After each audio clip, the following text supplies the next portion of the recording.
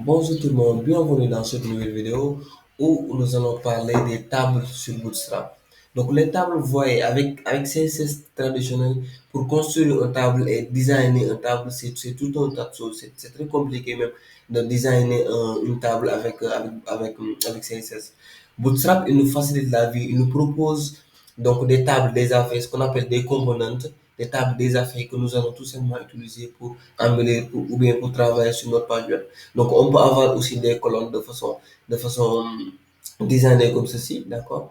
Donc, on peut avoir plusieurs façons de gérer nos tables ici, d'accord? On peut avoir des tables comme ça, on peut avoir des tables comme ceci, et ainsi de suite. On peut même travailler sur les rows, on peut même changer beaucoup de choses ici, par exemple, vous voyez un peu. Donc, Bootstrap, il nous propose tout type de tables. Il suffit juste de comprendre comment ça fonctionne et de les utiliser sur votre page web.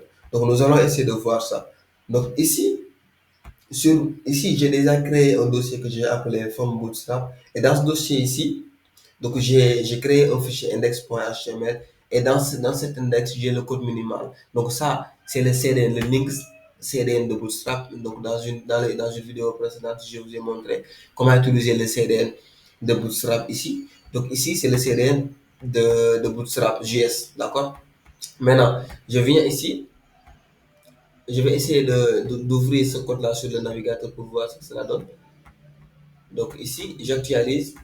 Je n'ai que ça. Je n'ai que Hello World. Maintenant, si je veux avoir une table, rien de plus simple. Donc je n'ai qu'à venir ici. Par exemple, si je veux avoir une table comme ceci, donc je vais tout simplement copier. D'accord? Tout simplement comme ceci. Même on va essayer de le construire d'abord à la main. D'accord? On va d'abord définir une div. Donc, cette div-là, je vais lui donner tout simplement une classe conteneur. Maintenant, vous savez, euh, l'utilité de la classe conteneur, c'est juste pour ajouter des espaces à l'intérieur. Maintenant, pour définir une table, on va juste utiliser la balise HTML table. Et ici, on va lui donner tout simplement une classe de Bootstrap. Donc, Bootstrap, il nous dit, OK, il suffit juste d'ajouter tout simplement table. D'accord? Donc, on va tout simplement ajouter table ici. Donc, excusez-moi. On va juste ajouter ici table. Et ici, on va avoir tout simplement head. D'accord. Et dans head, on va tout simplement définir. euh, donc, on va tout simplement définir notre head. D'accord, comme ceci. Donc, on va avoir notre head, on va avoir une ligne. Et dans cette ligne, on va avoir nos TH. C'est-à-dire que c'est juste pour nos entêtes. Donc, ici, on va définir tout simplement une ligne. D'accord? Et dans cette ligne, on va avoir des colonnes. Par exemple, ici, on peut avoir tout simplement identifiant. D'accord?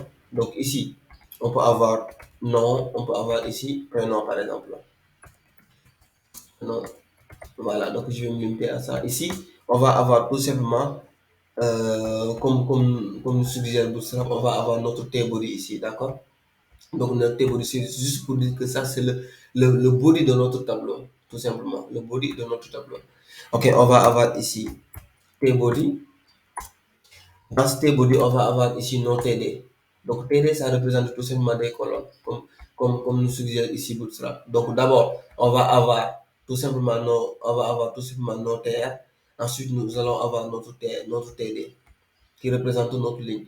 D'accord? Donc ici, je vais définir une ligne. Et dans cette ligne, je vais avoir tout simplement des valeurs. Ce TD-là, donc ça correspond tout simplement à ID. Je vais mettre ici 1. Par exemple, ici, je vais mettre le nom. Je vais mettre tout simplement Dia, le prénom. Je vais mettre tout simplement Ousmane. D'accord? Et je vais tout simplement copier celui-là.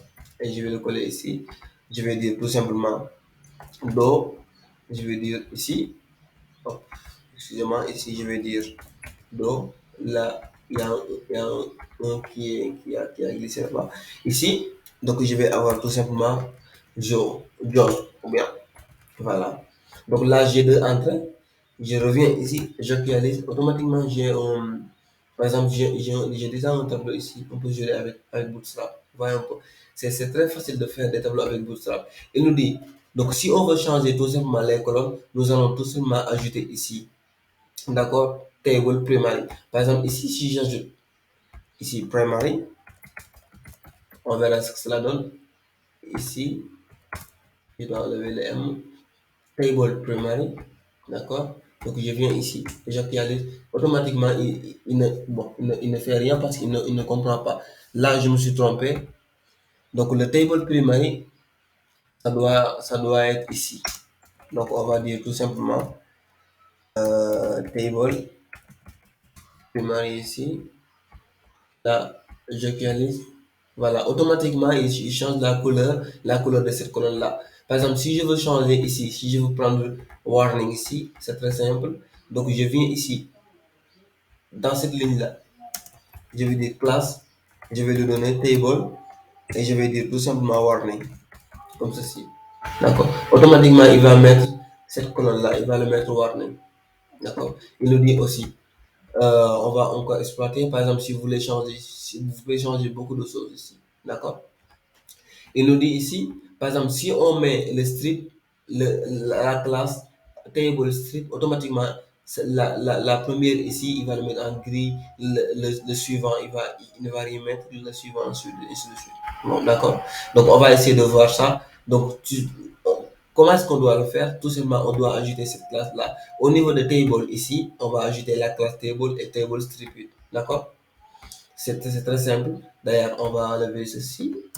Ce qu'on va faire ici, on va pareil aussi enlever ceci. Donc ici, c'est deux. On va ajouter aussi une classe table stripping comme ceci.